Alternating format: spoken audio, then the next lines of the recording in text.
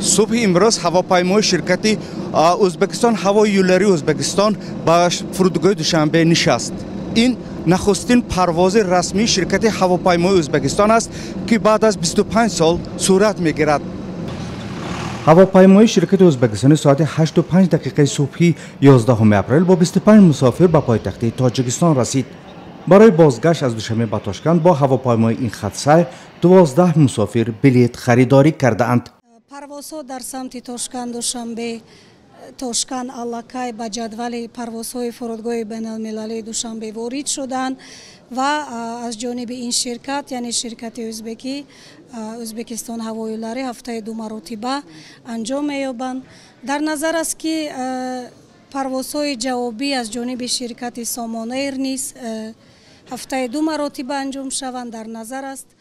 طبق دورنمای توافقات مسئولان تاجیکستان و ازبکستان قرار است شرکت هوایی سامان ایر نیز هفته 2 مرتبه در خط سیر دوشنبه تاشکند پروازها انجام دهد، ولی تا حال مسئولان شرکتی سامان ایر در مورد برابری پروازها یا پاریتت اظهار نظر نکردند و معلوم نیست که این شرکت تاجیکستان کی پروازهای خود را با ازبکستان آغاز میکند. از سوی دیگر در حالی که شرکت هوایی ازبکستان هوایی یولری در شهر دوشنبه دفتر نمایندگیش را باز کرده است، اما شرکت سامان ایر هنوز این کار را در شهر تاشکند انجام نداده است.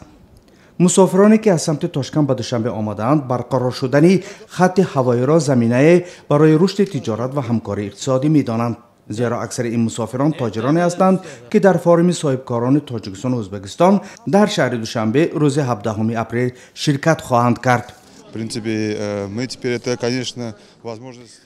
برقراری پروازها امکان می‌دهد که زود پرواز کنیم. برای گرفتن ویزا هم مشکلی نیست. توسط وزارت کارهای خارجه تاجیکستان ویزای الکترونی گرفتیم. حالا چنین امکانیت فراهم شده است.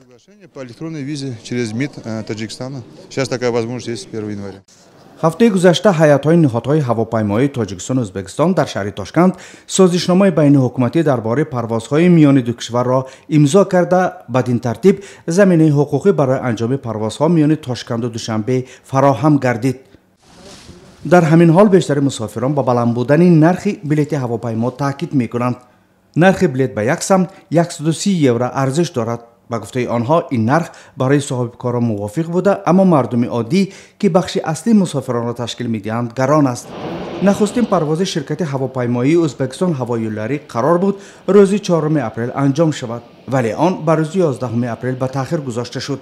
مسئولین تأخیر این پرواز را به چند عامل از جمله تأخیر در آغاز فروش بلیط‌ها و تا به حال باز نشدن دفتر شرکت هواپیمایی سامان ایر تاجیکستان در شهر تاشکند ربط داده بودند. مردان محمد، شادمانی یتیم، آزادی، دوشنبه.